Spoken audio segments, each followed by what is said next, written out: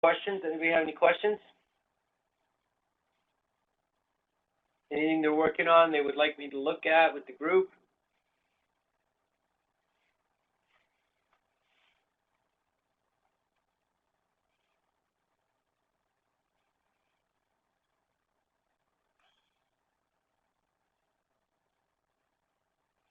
I want to let you know that I did get Hard Money Lenders got in touch with me and let me know that they had some capital they were looking to disperse. So if there's something you're working on, let me know. Again, we'll see if we can help you out. To expand the lead source. Okay. And Vincent, what kind of stuff are you looking to do?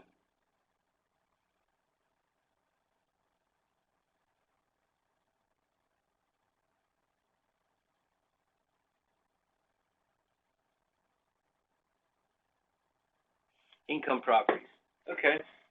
So income properties, anything can be an income property. I mean, you can still do, postcards, going by houses that you're interested in. You can do direct mail if you want for areas that you're looking for. If you're looking to buy and hold those properties, running the numbers is the best thing you can do. Just letting your power team members know that you're looking for properties and the type of properties you're looking for. Are you looking for multiple units or are you looking for single family lease option kind of stuff?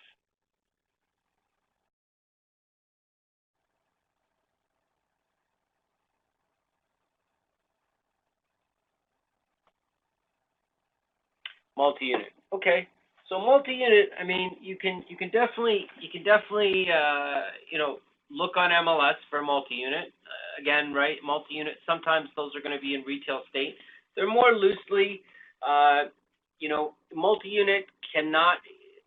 My apologies. Doesn't have to be in perfect retail state to be sold on MLS. Often you'll see some properties that are not in mint condition. I would tell you the areas to maybe focus on for multi-unit that there's some opportunity definitely is out east and mid Canada, Midwest, I guess, Manitoba, Saskatchewan. The maritime provinces are good for multi-unit, good cap rates. Ultimately, the numbers are what's going to save us from making a bad decision when it comes to properties. So, we still want to run the numbers, but letting people know that you're interested in those types of properties and running the numbers in those particular areas, I think is the best thing you can do. Even reaching out to a realtor in the area that deals with that type of property, multi-unit, would be a good idea. Also, we can talk to property managers in the area for multi-unit. They'll have leads potential, and obviously we'll let them know that we'll want to do business with them. That's the intention, right? Also, you could put out ads for particular areas, looking for properties in those areas. You could also put an ad out, saying that if there is a property that you're looking at, you can attract property by saying that you have property, looking for buyers, but you're not really looking for buyers. You're looking to capture opportunities. So again, I would tell you the best thing to do is to talk to realtors, property managers in the areas you want to do. MLS is still a source for that, not so much for single-family homes. Not to say you can't find opportunity there, because you can. It's rare, it's not as common. But if you're looking for areas, talk to the people on the floor in that area, like realtors and mortgage brokers and property managers, best bet.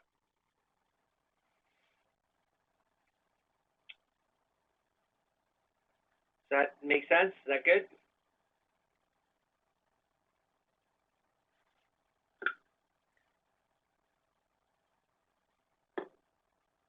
Awesome. Okay. Anybody else? Any questions?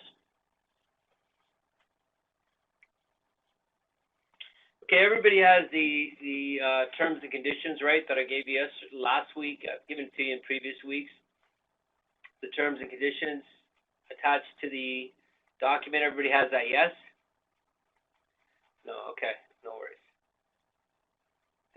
No, that's the email. I believe it's this one right here.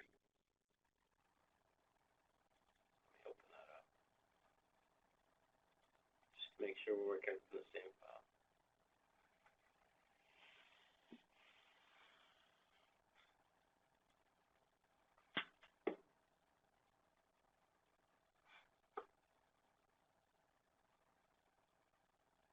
Yep, that's the one.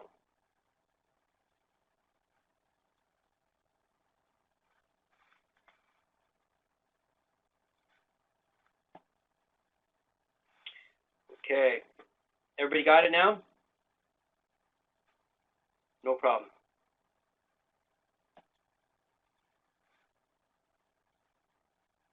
Okay, let's take a look at that together. So I'm going to share my screen, and we will review that together. You can ask me any questions as we go along, of course. Okay, here we go.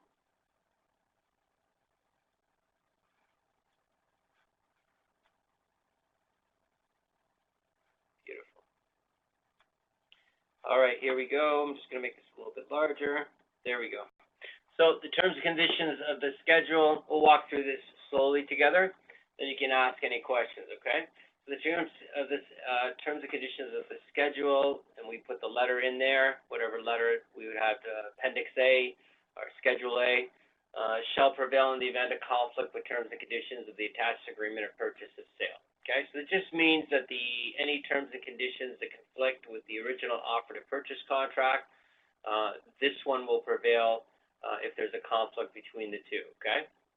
Does everybody have an offer to purchase contract of their respective province? Everybody have an offer to purchase contract? This is the standard contract a realtor would use or could use? You don't, okay. First thing you want to do is get your offer to purchase in the area that you want to invest in. Talk to your realtor. They'll supply one. If you put in an offer ever, they'll use the standard one. You could use that one as a template for the offer to purchase, okay?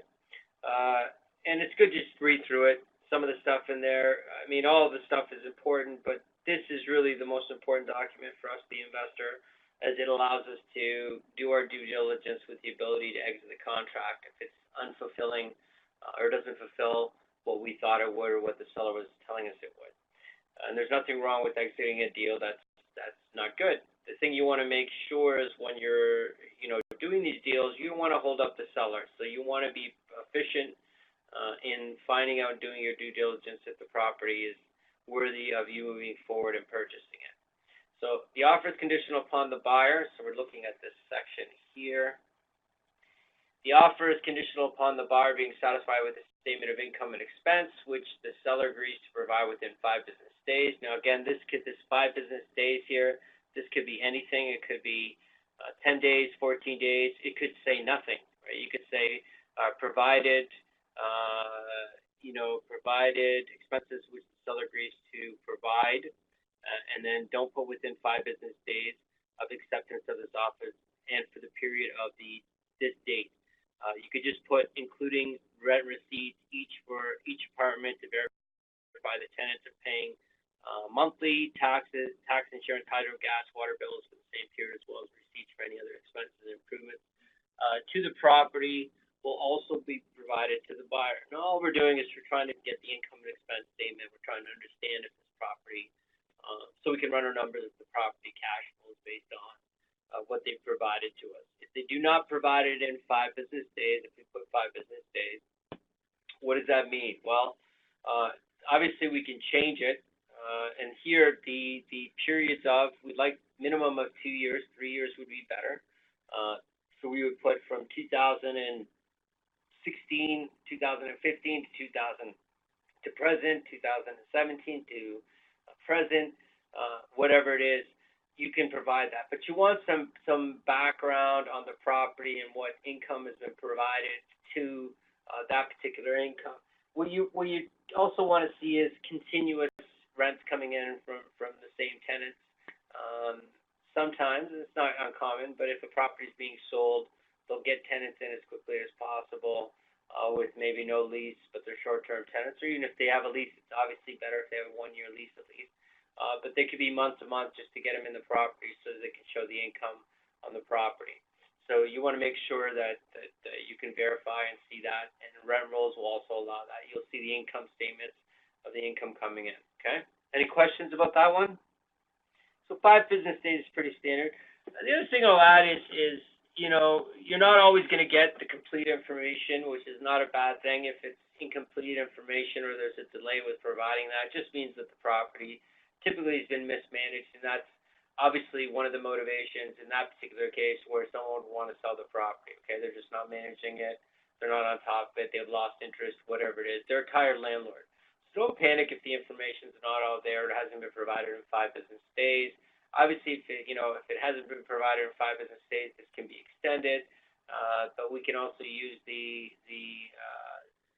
lack of information as a possible negotiation tool, and verifying the actual income that's being produced to ensure that we're just trying to find out if the property makes us money. That's what it is. So that is that one. Okay, let's go to this one. This offer is conditional upon the buyer being satisfied with all the information pertaining to the tenants, including copies of leases, names, units occupied, monthly rent, payable and due date, amounts of any prepaid rent. So if they give us first and last, we'll see that. Date it was paid, and arrears in rent. So anything that's behind, if arrears just means there's some behind on rent, somebody owes 3 months rent, we'd want to know that. Which information the seller agrees to provide within 5 business days of acceptance of this offer. The seller agrees also to provide the buyer with an acknowledgement of the tenant signed by each tenant, outlining the key terms and Everybody should change that. Terms and conditions of their tenancy. The buyer has the right to request any tenant to verify the above information. Okay, so we're basically saying, look, do they have leases? Do they actually know what the rules and regulations of their leases are? And can we verify? We're just asking, if we feel that we need to reach out to a particular tenant, we can ask them about the property. Okay, so not a huge deal, but if somebody says, well, I don't want you to call my tenants, I don't want them to know I'm selling. That's a possibility. I don't know if they're not being removed, right, from the property. It shouldn't be a big deal that the tenants know that the property is being sold. In a single family, when they're selling that property, they might be, not wanting to let the tenant know. I don't know why anybody wouldn't want to let somebody know the ownership is changing, because that's going to be a change that's definitely going to affect them. So we're just verifying the rents, who's where, and the confirmation of all that. That's all. Okay. Let's go to the next one. The seller agrees to cooperate in providing access to the properties for the purpose of viewing the property. The buyer reserves the right to show the property prior to closing to any and all prospective occupants or partners up until the closing date within 24 hours notice. So this is us just saying, look, we're gonna let other people see the property. We want to let you know that outside of an inspector, outside of an appraiser, outside of the normal people, contractor, those things, we're talking about people outside of that, and we're stating why they would be looking at the property and that we would be giving notice. So that could be 48 hours notice. It doesn't have to be 24, but for us, 24. Shorter notice is better, but if they ask us for 48, it's not a big deal at all. Okay.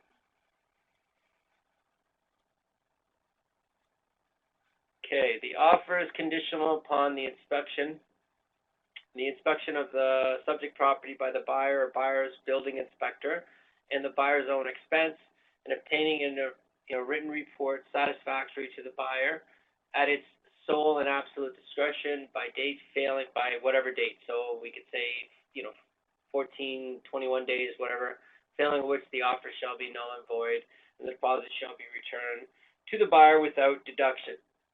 Penalty or deduction, you could say. Okay, so what are we saying here, Mark? We want it to be inspected, and we want the inspection to our satisfaction, right? And it's to our absolute discretion. So it's up to us to approve this inspection. Doesn't matter if it comes back, technically, if it comes back perfect, or something small like I have someone that I know that's selling their house. They did an inspection on it just recently, this last week, and there was a closet door that wouldn't close. Uh, it stuck actually. The lock, the sliding device on the closet was not smooth. They wanted it replaced. That was it. That was all they found in the single family home in the inspection of the house. So, and the property was close to $500,000. So, I mean, even something like that, they went through the house. That's what they found, and they wanted it fixed. If we were on the other end of that deal, if we were the buyer in that deal, we could say, well, we don't want the property now. It's to the sole discretion of us. We decide if it meets our approval. Okay. Okay. The offer is conditional upon the buyer arranging at his own expense satisfactory insurance coverage. Okay. Insurance coverage to him on the said property, him or her on the said property by whatever date, failing which the offer shall be null and void, and the deposit shall be returned to the buyer without deduction. So here we're just saying is the property insurable. Now here's the weird thing. I've had students tell me the realtor said you can't put that in there, or you have to get your own insurance, or you have to worry about that. We're not saying we're not going to get our own insurance here. We're just saying that the property has to be insurable. Now, it's really not an important clause in the sense of if there's financing, because nobody's going to finance a property that can't be insured, right? So the financing won't go through if the property is uninsurable. But if you're buying a property cash, the insurance is as total optional. It's optional to you. You don't have to have insurance if you don't have a mortgage. That's totally up to you. I don't know why anybody would, but it's each to own. So if that's one that they fight with or contend with, the insurability, you can let that one go. You could say, tell you what, I'll take this out, but give me a different clause, or give me more time with financing. Give and take. That's what it is. And when you send these conditions, it's not insane or crazy for someone to say or scratch out, and want to modify or change dates or parts of the contract. It's not a huge deal. Okay, just ask for something back if they take something out, or obviously, you can always ask why. There's nothing wrong with saying, why is this the challenge, or, what's the problem with this? And based on what they can, and this is where you really want to listen, based on what they're telling you, you can modify or, change the contract to reflect that. So I think I told this story before. I had a gentleman who was selling a property to us, and I called him up because I wanted an extension on the financing. He told me that he really didn't want to give me the extension on the financing. He felt like, it was the financing, I believe, had 5 more days on it, and we were asking for another 14. So I was just telling him that we need to work on the creative. We were putting the financing together. It was a little bit of creative financing, and I asked him why. What was the problem with the extension of the contract? And he said that there was other people interested in the property.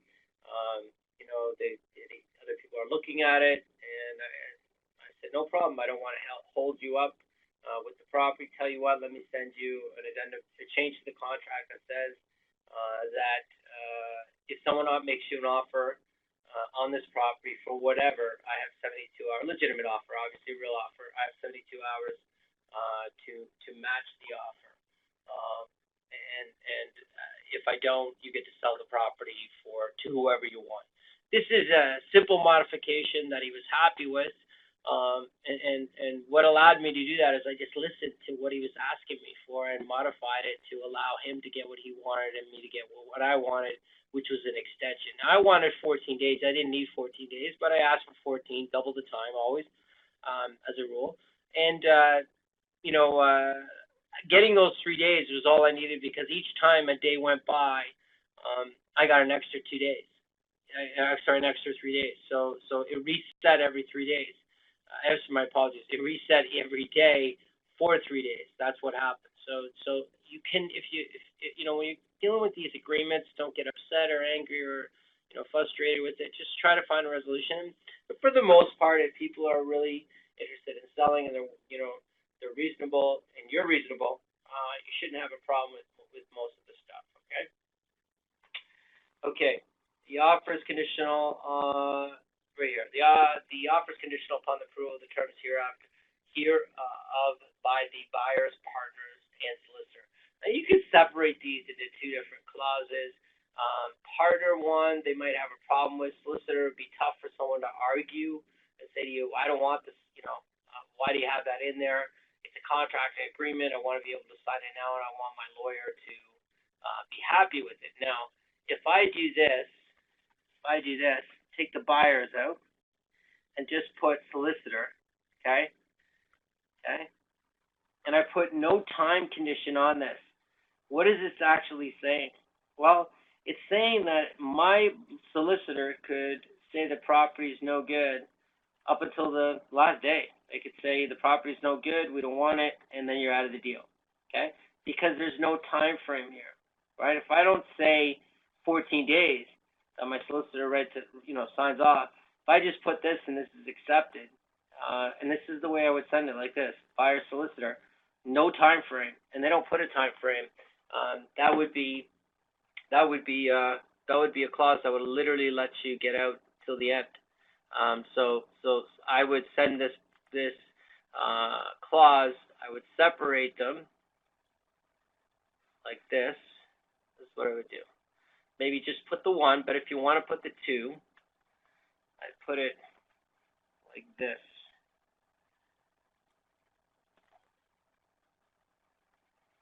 And then I would put here, make them separate, solicitor. And then I would move this one here, I would move to the end, and this one I would put up closer to the top. I don't want them to be beside each other because this one usually triggers a time frame. The offer is conditional upon the approval of the term hereof by the buyer's partner. So the buyer's partner, that one usually kicks off a time frame. How much time do you need? How long does your partner need? This one, for whatever reason, I don't know why, people are not as quick to ask you for a time frame on this solicitor one. So I would separate this one. I'd put this one at the bottom, near the bottom or at the bottom. Just as, look, I just need my lawyer to review this and make sure that it's okay. That's all. You might be asked for a time frame. If you are, it's okay. Take the time frame. If they say we need a time frame on this, solicitor, your solicitor agreeing to it, you could say 10 business days, which is 2 weeks, or 14 days. I mean, that's fine. You can do that with the same with the partners. Partners approval, could be 10 days, could be 7 days, whatever you want. But I would definitely, this one should never be argued by anybody. I need my lawyer to look at the contract for someone to argue. We can't have that in the contract. It's kind of weird.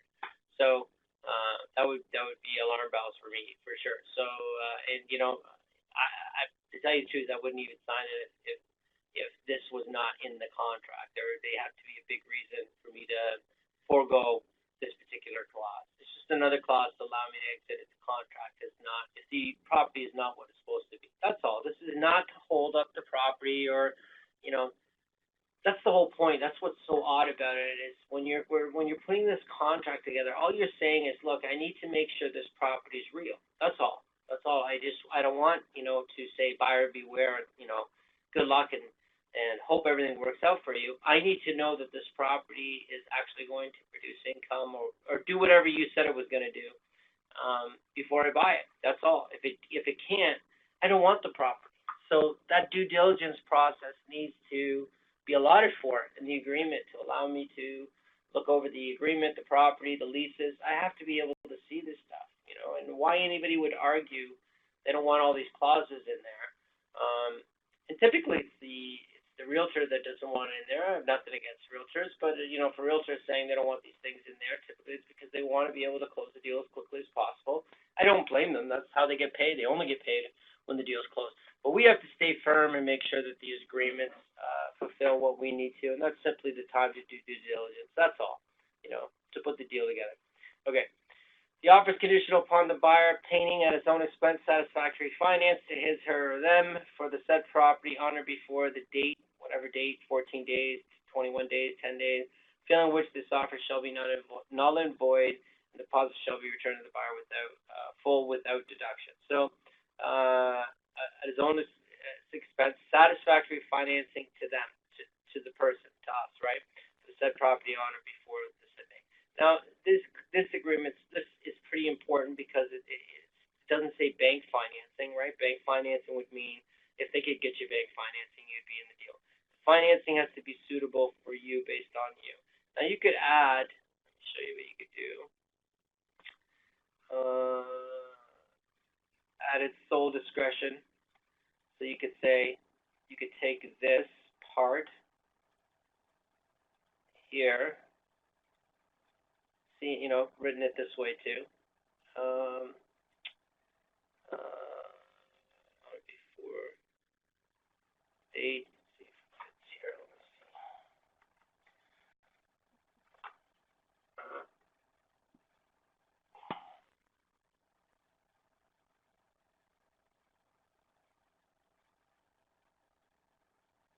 So we could put the offer's condition of obtaining at its own expense, satisfactory financing to his or her or them the said property before whatever date. Let's say satisfactory to the buyer. Let's do this, and it's absolute discretion, which turns to the buyer without notification. So let's do. I just don't want to say that his finance satisfactory. So satisfactory for the said property. Why don't we do it this way? Expense at its own expense for the said property on or before this date satisfactory to the buyer at its sole and absolute discretion, failing which is, I could write it like this. The offer is conditional upon the buyer obtaining its own expense for the said property on or before this date satisfactory to the buyer at its sole and absolute discretion, failing which the offer shall be null and void. So this is just furthering the point that if I don't like the financing, whatever it is, I'm not locked into this property. If the financing is 0%, I can still say no. If it's -3%, I can still say no because it's to my sole discretion. Again, this is not, to hold up the buyer or make it difficult for the buyer. We just want to make sure that the numbers make sense, and sometimes those numbers are going to change from what we thought they were going to be. So, because you're not going to get always bank financing initially, because you're going to use private hard money to do bridge financing, and you're not going to get 100% financing from the bank. So you need to make sure your numbers make sense after the property's in play. Okay. The seller agrees for a vendor take back in the amount of $50,000, bearing the rate of 3% fixed interest only for the term interest for a term of say 5 years, for a 30-year amortization. So what we're saying is that we have a fixed mortgage for 5 years and it's a 30-year amortization. This could be 50 years, could be 10 years, could be 5 years, whatever you want for amortization. That's how the payments are spread, how many years they're spread over. In a balloon payment, in the number of years within, in the balloon payment of, typically this is going to say 5 years too. If we say the term is 5 years, then we put this as 5 years. If this was 10 years, we put 10 years. And what this is saying, a balloon payment is the outstanding amount that we owe from the mortgage. So the mortgage could be, we paid for 5 years and we paid down, $25,000 of a, $150,000 loan. We owe another $125,000 still to this person, and it says that we will pay a balloon payment in 5 years. And this has an option to extend for a number of years, so we could extend it for another 5 years or 10 years if the seller agreed to it. So this is just a VTB option that we want to put in our agreement. Hopefully the seller is open to it. And we could put multiple offers. We talked about this. I could put a different offer if they're willing to do a VTB versus an offer where there was no VTB, right? So I'm trying to incentivize them for the VTB. I want them to do the VTB. The less money typically I have in it, the more I'm going to make. Obviously, having no money in a property, making no money, not a good idea. That's not what we want to do, okay? So VTBs, it's right in the agreement. It's right there. You can actually attach a amortization table with the payment schedule right to the contract also. That often happens when the VTB is agreed upon and accepted, okay? Any questions about any of that?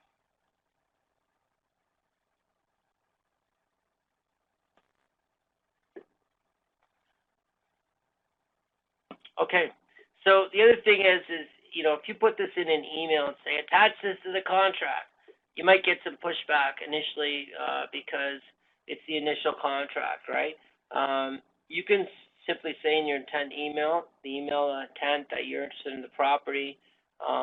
This is what I'd like to buy it for cash. This is what I'd like to buy it for VTB. And then when they put the contract and put it together, you can attach these conditions on. You can send it back to them with the attachment to the contract attached to them, and sign it. Sign it. Put this attachment. Sign it. Send it back, and then it's up to them, right? They could do it. But this is it. You can't sign the contract if you don't have these exits. Like this is a big one. You have to have the offer conditional upon the approval of the terms and conditions, of the solicitor. Okay. Anybody notice something that wasn't in the terms and conditions? Anybody?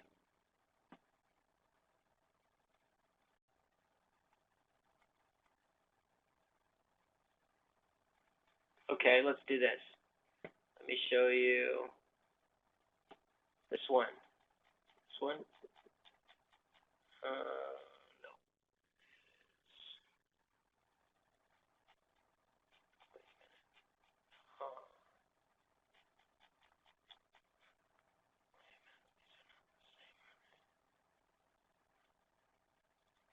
Okay.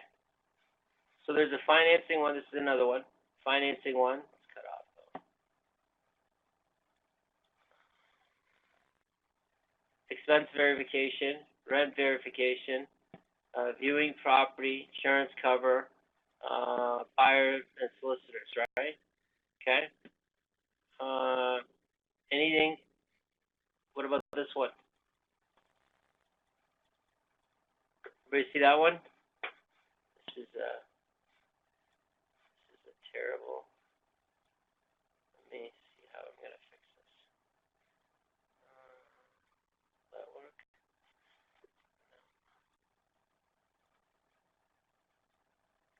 Good file. So from this one, what was missing?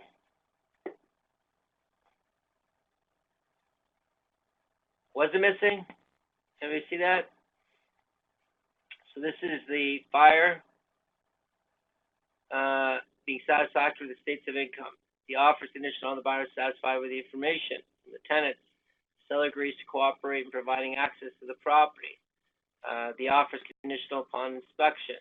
The offer is conditional upon buyer arranging at his own expense insurance coverage. The offer is conditional upon approvals by the solicitor, by the partner. The offer is conditional upon the buyer obtaining at his own expense the property. This is the financing.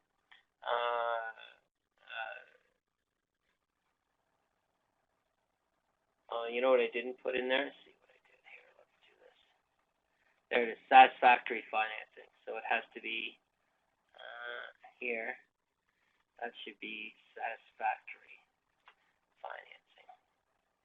And then we can get rid of that. Right?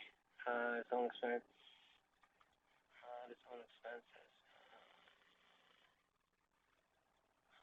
for the said property. Go like this. There we go. I had to put the financing. The financing wasn't in there. Okay, so what was missing? Do you just delete the whole vendor take back section for other deals? Yeah, if you're not using it, you don't have to put it in it. Just take out what's not appropriate. If you're not, if there's no tenants or anything, you can't ask you for leases. You're not going to get much in the way of leases for that. That's not going to happen. So give me 1 second. I want to check something. Does that make sense?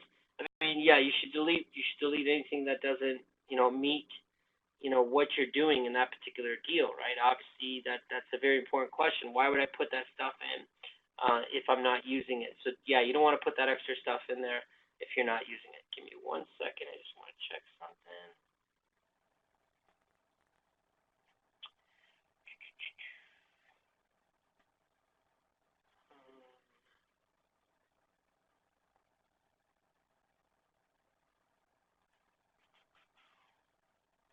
Just want to check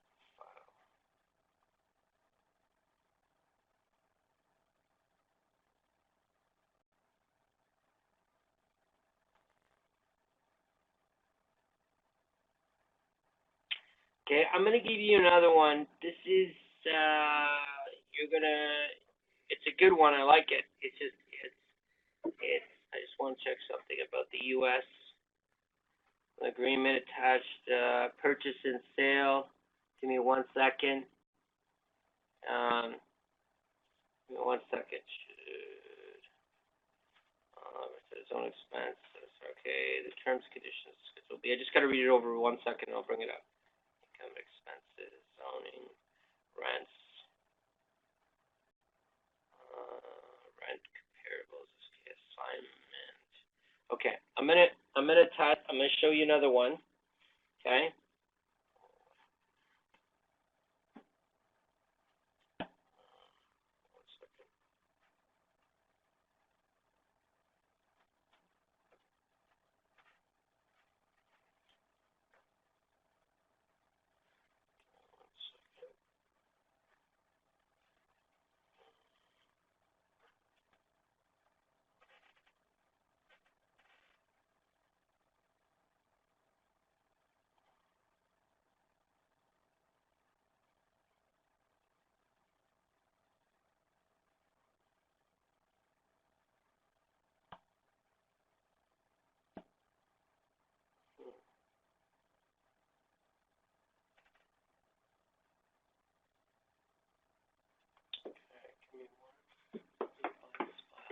I apologize. File. Show you another terms and conditions.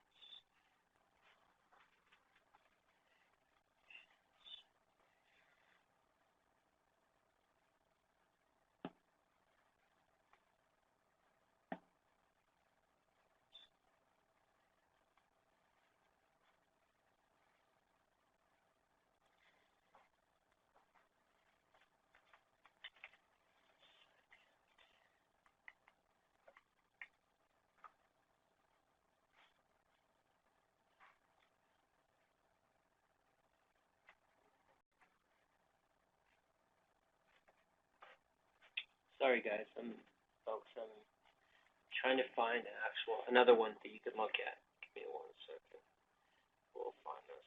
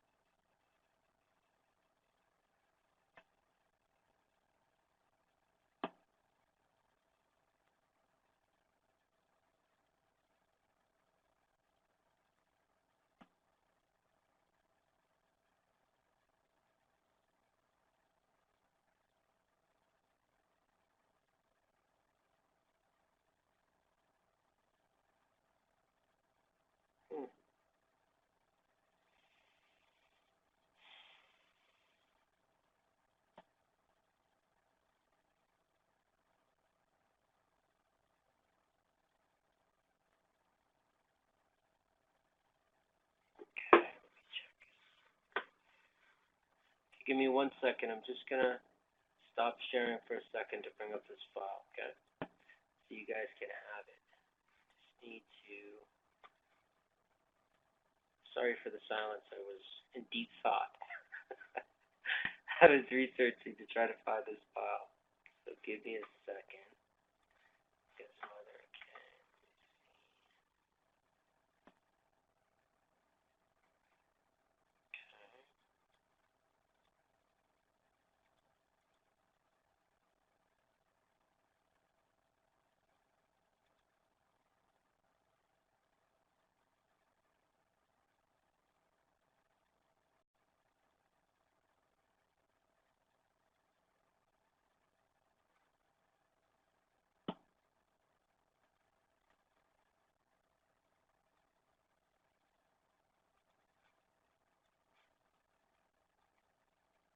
Okay, I'm gonna send you one, but it's an example. Everybody understands, right? It's just an example for you to look at. Okay.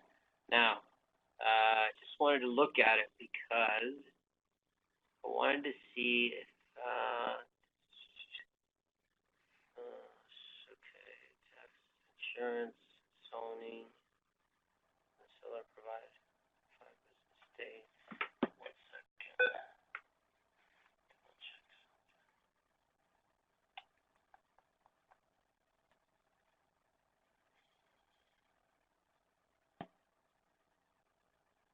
Okay.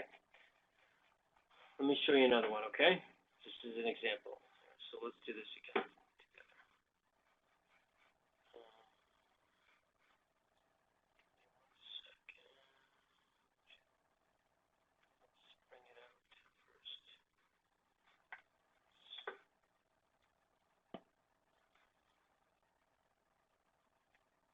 Why are we having such an issue?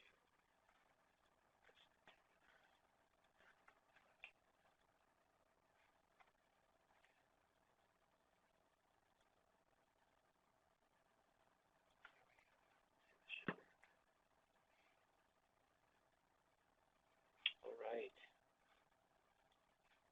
Okay. All right. Here you go. Let's do this. Share my screen. Okay. Okay.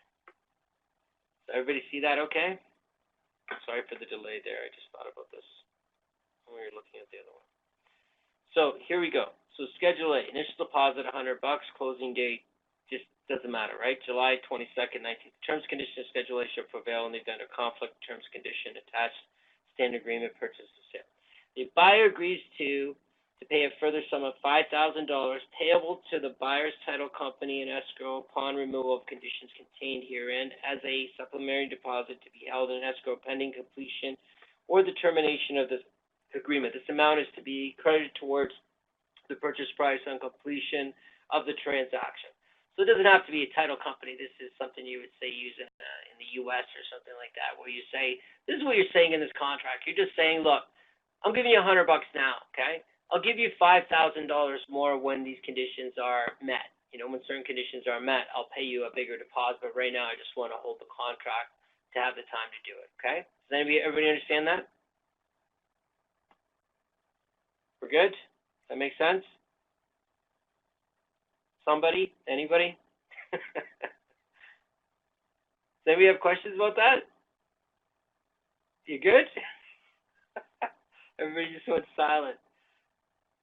Are we all good, folks? Can I get a response just to make sure we're all on the same page? Everybody understands here what this is saying, right? Because I have one person, Vincent, saying yes. That's it. Go.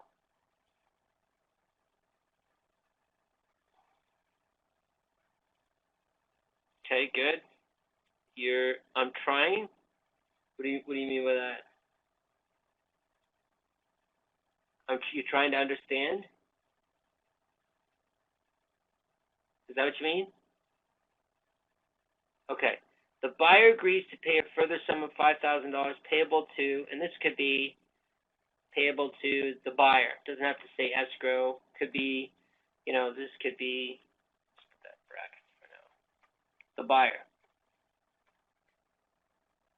Just say the buyer. Okay, so the buyer, so payable to the buyer upon removal of all conditions contained herein as a entry deposit to be held in escrow. This could be held by the buyer pending the completion of or other termination of this agreement. So this could also say held by the buyer, buyer's lawyer, whatever, still in escrow.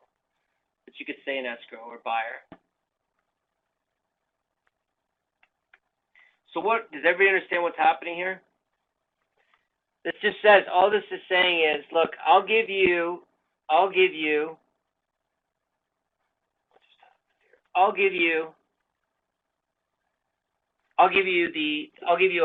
now. So this is up here, right? I'll give you $100.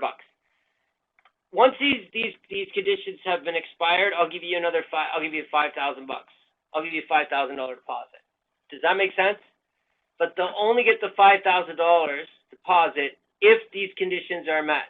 If the conditions are not met, then we're not doing it. Does that make sense? So it's just, all it is saying, look, I'm serious about this deal, but I need to verify some things. Should the offer to purchase become null and void, the deposit paid by the buyer will be returned in full without interest or penalty. The offer is conditional upon the buyer obtaining on his own expense satisfactory financing to him or her for this said property on or before July 8th, 2019. This could say any date, failing on which the offer shall become null and void. The buyer deposit shall be returned in full without interest or penalty. Okay.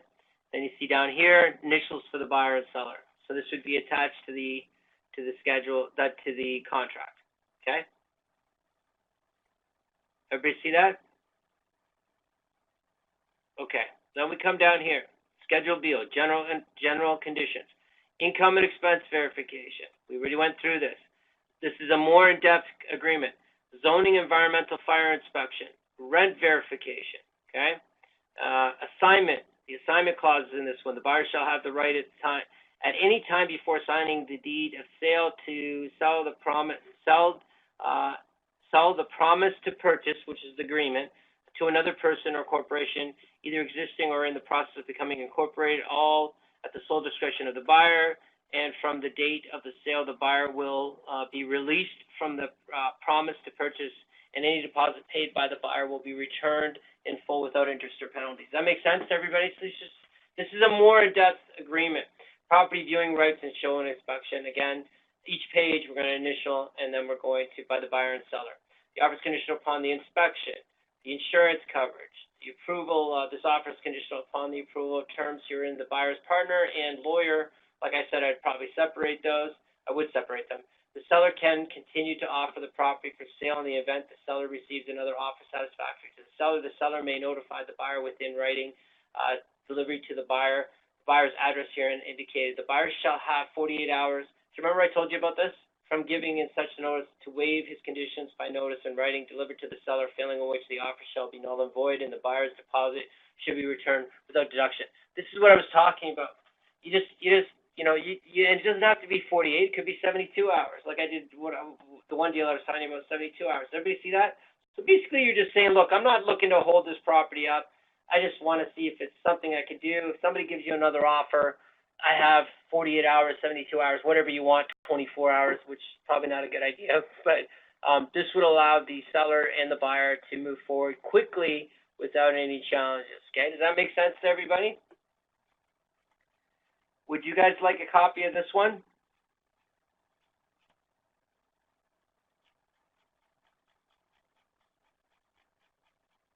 Okay.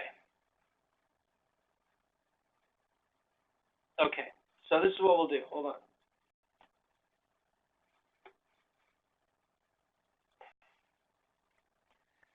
Let me.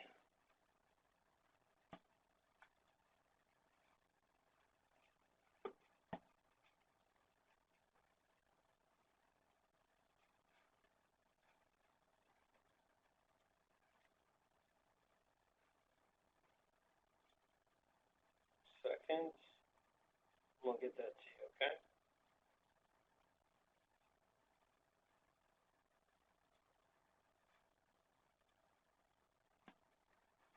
Okay.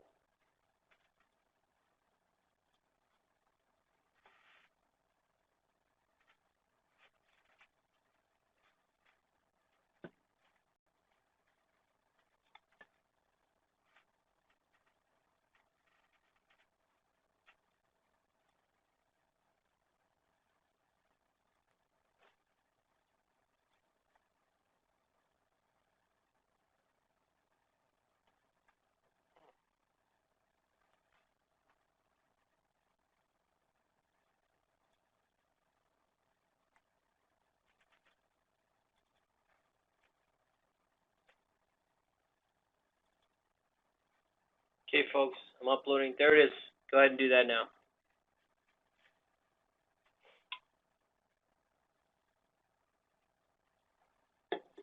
Okay, everybody review that. Review the contracts over, and we'll talk some more about it next week with your questions, okay?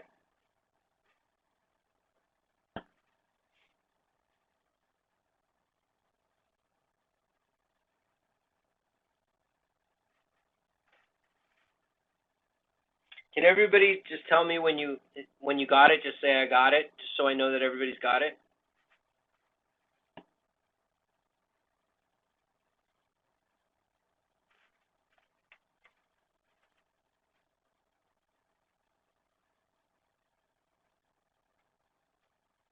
Good, good, good.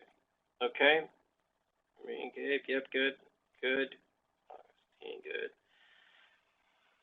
Okay, so I got 2 of you saying you got it. There's 7 more. Can you let me know that you got the file? Just to make sure you got it and you opened it. Good, Vincent, good. Now you review the file this week, okay? That'll be your homework. Review the conditions of the file, and if you have any questions, let me know. We'll talk about it next week, okay? But just let me know that everybody's got it. Just want to make sure everybody's got it before the meeting's out. Thanks for the... No problem. No problem. This one's going to be up, because I got to put up another file. This will be up tomorrow, okay? I'll do this right after the meeting. I'll throw this one up right away, okay? But you'll probably see it tomorrow. You'll get notifications sometime tonight. Might be early in the morning, but it'll get done tonight. I want this one on because it's the conditions, terms and conditions, and I'll put that in the title. It's terms and conditions, contract terms and conditions. So you can review this one that we did on YouTube like we usually do. Okay. Anybody else? Everybody else has got it. Meeting's wrapping up, so please let me know. But not able to download it from my phone. Okay, so got it, good. So send me an email right now, so I can send you the file right now. Jacob, send me a file. Send me an email right now, and I'll send it to you right now. Okay. Okay. Anybody else need more time?